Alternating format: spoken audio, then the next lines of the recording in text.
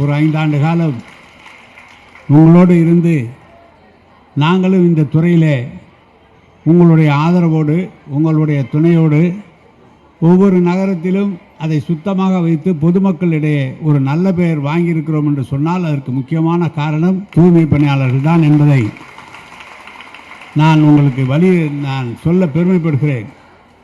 பல நகரங்களிலே இன்னும் பார்த்தால் திருப்பூர் போன்ற நகரங்கள் பல நகரங்களிலே அங்கு சரியாக பணி நடக்காமல் மக்கள் அங்கெல்லாம் என்ன பேசிக்கொள்கிறார்கள், மற்ற நகரங்களில் என்ன பேசிக்கொள்கிறார்கள் என்பதை நாங்கள் நன்றாக அறிவோம்.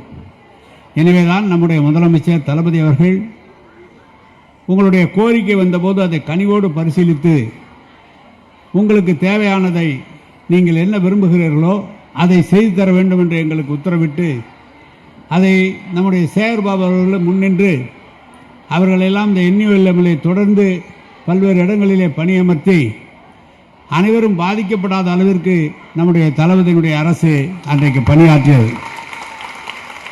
இன்னும் சொல்லப்போனால் தூய்மை பணியாளர்களை எல்லாம் தொழிலதிபர்களாக மாற்ற வேண்டும் என்று தளபதி அவர்கள் முடிவெடுத்து சென்னை குடிநீர் வடிகால் வாரியத்திலிருந்து அதிலே பணியாற்றி அல்லது பணியில் இருக்கின்ற போது மறைந்த தோழர்கள் பணியாற்றிய முதியவர்களுக்கெல்லாம் ஒரு வாய்ப்பை தர வேண்டும் என்று சொல்லி 700 கோடி ரூபாய் மானியத்திலே சொந்தமாக அவர்களுக்கெல்லாம் வண்டி வாங்கி கொடுத்து அந்த வண்டி கழிவுநீர் அகற்றுகின்ற வண்டியை தந்து அந்த வண்டியை அவர்களுக்கு தினந்தோறும் வேலையும் தந்து அவர்களுக்கு அந்த மானியத்தையும் தந்து அவர்களெல்லாம் இன்றைக்கு கிட்டத்தட்ட 500க்கும் மேற்பட்டோர் தொழிலதிபர்களாகவே மெட்ரோ வாட்டிலே பணியாற்றிய தோழர்கள் இருக்கிறார்கள்.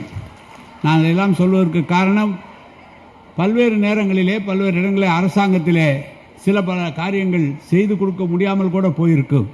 ஆனால் நம்முடைய முதலமைச்சர் கலைஞருடைய பிறந்தநாள் விழா, கலைஞருடைய புகழை பாடுகின்ற விழா, அவருடைய மகன் முதலமைச்சராக இருந்தபோதுதான் அவருடைய துறை, இது அவர் பார்த்த துறை, உள்ளாட்சித்துறை என்பது அவரே பார்த்த துறை, ஊரகத்துறையும் நகரத்துறையும் அவரே பார்த்த துறை.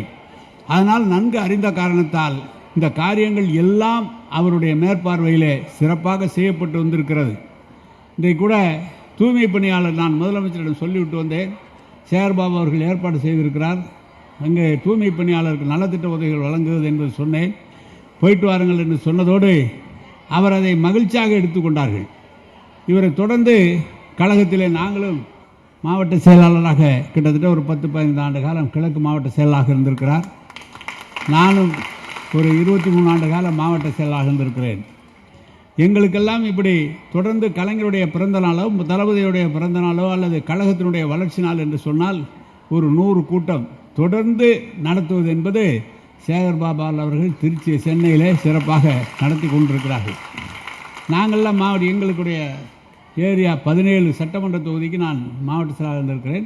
திரும்பி 9 சட்டமன்ற தொகுதி. ஒவ்வொரு ஊருக்கு நாங்கள் போயிட்டு வருவது என்பது ஒரு 100-200 கிலோமீட்டர் சுற்றளவிலே செய்ய வேண்டும். அப்படி செய்கின்ற போது இவ்வளவு இன்சென்டிவ் நெருக்கமாக செய்ய முடியுமா என்றால் எங்களால் அவ்வளவுதான் செய்ய முடியாது. அங்கொன்று இங்கொன்றுமாக இருக்கும். ஆனால் சென்னையிலே பணியாற்றுகிற மாவட்ட செயலாளர்கள் சேகர்பாபு அவர்கள் மிக சிறப்பாக இந்த நிகழ்ச்சியை நடத்தி தினம் ஒரு கூட்டம் பொதுக்கூட்டம் போடுகிறார்.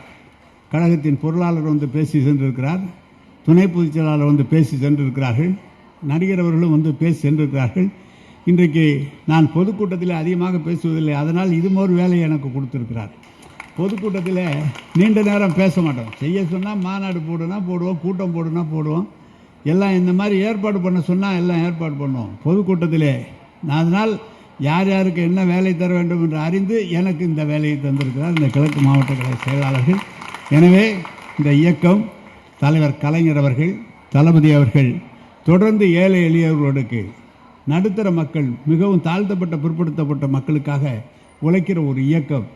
இங்கு எல்லாருக்கும் எல்லாம் என்ற நிலையிலே திராவிட மாடல் அரசியை நடத்திய நம்முடைய தளபதி அவர்கள், நம்முடைய முதலமைச்சர், நான் கலைஞரிடம் 3 முறை அமைச்சராக இருந்திருக்கிறேன், சட்டமன்ற உறுப்பினராக இருந்திருக்கிறேன். அதே போல் கழக பணி ஆற்றுகிற பணியெல்லாம் எனக்கு கலைஞர் தான் கற்றுத்தந்தார். எனவே தான் அவருடைய பிறந்தநாள் விழாவிலே உங்களை எல்லாம் சந்தித்து இந்த நலத்திட்ட உதவிகளை வழங்குவதிலே மிக மிக பெருமையடைகிறேன். எனக்கு இந்த பணியை தந்த சேகர்பாபு அவர்களுக்கும் நன்றியை தெரிவித்துக் கொள்கிறேன். பொதுக்கூட்டத்தில் பேசுவதென்றால் கூட ஒரு 15-20 நிமிடம் பேசி வணக்கம் நன்றி என்று சென்று விடலாம். ஆனால் நலத்திட்ட உதவிகள் வழங்கும்போது இது அவருக்கு எவ்வளவு புண்ணியமோ அவ்வளவு புண்ணியம் எங்களுக்கும் இருக்கிறது. எனவே அதில் தான் ஒரு சிறந்த நிகழ்ச்சியாக நான் இதை கருதுகிறேன்.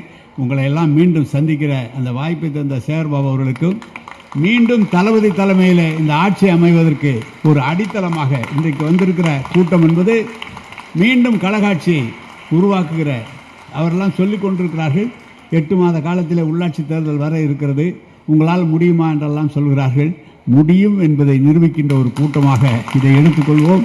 எனவே வந்திருக்கிற மேடையில் இருக்கிற கோட்ட தலைவர்களெல்லாம் ஒவ்வொரு முறையும் தலைவரிடம் சொல்வார், அவர்களெல்லாம் பணியாற்றுகிறார்கள், சிறப்பாக பணியாற்றுகிறார் என்று.